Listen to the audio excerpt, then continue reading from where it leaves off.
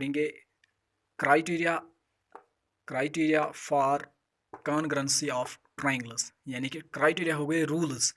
अगर हमारे पास दो ट्रायंगल हैं जैसे ये ए बी सी और पी क्यू आर, हम इन दो ट्रायंगल्स को किस रूल के जरिए कॉन्ग्रुएंट दिखाएंगे। क्राइटेरिया हो गए रूल्स, यानी कि अगर हमें कहीं पे भी दो ट्रायंगल्स होंगे उनको हमें कॉन्ग्रुएंट दिखाना होगा तो हम उनको रूल्स के जरिए कॉन्ग्रुएंट दिखाते हैं। वो रूल्स क्या है वही हम पढ़ेंगे, वही हो गया क्राइटेरिया। जैसे पहला रूल है ए एस कॉन्ग्रुएंसी रूल। हम पढ़ेंगे अब criteria for congruency of triangles, यानी कि जो ट्रायंगल दो होंगे वो कॉन्ग्रुएंट किस रूल से होंगे, वही रूल्स हम पढ़ेंगे। अब पहला रूल जो है वो है एस कॉन्ग्रुएंसी रूल। एस का मतलब हुआ साइड एंगल साइड, एस का मतलब हुआ साइड, ए का मतलब हुआ angle, side angle side congruency rule. अगर आप देखो कि इसमें दो एस आते हैं यानी कि दो साइड, ए एक आता है यानी कि एक एंगल।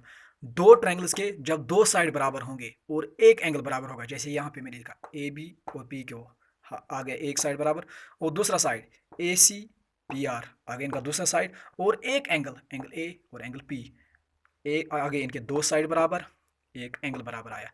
जब दो ट्रायंगल के दो साइड बराबर होंगे और एक एंगल बराबर होगा तो हम लिखते हैं वो दो ट्रायंगल है कॉन्ग्रुएंट। किस रूल के जरिए? S congruency rule. जब भी दो ट्रायंगल के दो साइड बराबर होंगे आपस में, इस ट्रायंगल और इस ट्रायंगल के दो साइड यानी कि इस ट्रायंगल के दो साइड और इस ट्रायंगल के दो साइड बराबर होंगे और एक एंगल बराबर होगा, इसका एक एंगल और इसका एक एंगल बराबर होगा, तो हम कहते हैं वो दो ट्रायंगल कॉन्ग्रुएंट है। किस रूल के जरिए? एस। लेकिन याद रखना, हम कहते हैं दो ट्रायंगल कॉन्ग्रुएंट होंगे एस रूल के जरिए कॉन्ग्रुएंट, लेकिन याद रखना चाहिए जैसे मैंने यहाँ पे साइड लिखा कौन कौन सा बराबर है। जैसे मैंने लिखा ए बी, ये साइड इस साइड के बराबर है और ये साइड इस साइड के बराबर है। जो दो साइड बराबर होंगे इनके बीच में जो एंगल आ गया ये एंगल यही होना चाहिए, उसको हम कहते हैं इंक्लूडेड एंगल होना चाहिए। दो ट्रायंगल के जब दो साइड बराबर होंगे और एक एंगल जो बीच में होगा वो इंक्लूडेड होना चाहिए, इंक्लूड होगा वो इनके बीच में आना चाहिए। जो दो साइड बराबर होंगे जैसे ये दो साइड बराबर हैं और ये दो साइड बराबर हैं, इनके बीच में जो एंगल आता है ये वाला ये बराबर होना चाहिए, ये होगा इंक्लूडेड एंगल। तब जाके ये दो एंगल ट्रायंगल कॉन्ग्रुएंट है एस रूल के जरिए। अब दूसरा रूल हम पढ़ेंगे ए।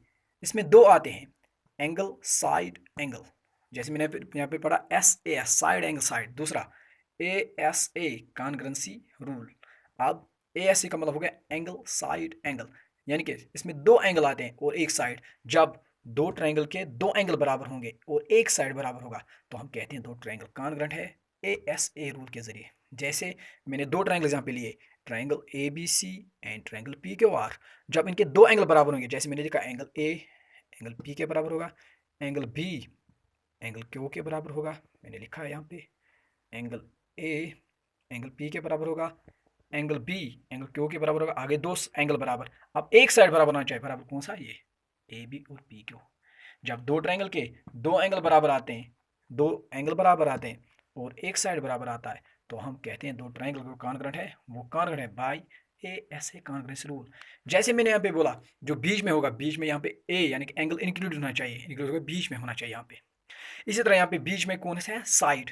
यहाँ पे भी साइड बीच में आना चाहिए, यानी कि जो दो एंगल्स बराबर होंगे, जैसे एंगल कौन सा बराबर आया, एंगल ए बराबर आया, एंगल पी बराबर आया, एंगल बी बराबर आया, एंगल क्यू बराबर आया, इनके बीच में जो साइड आता है ये वाला साइड, ये वाला साइड ये बराबर होना चाहिए, ये हो गया इंक्लूडेड।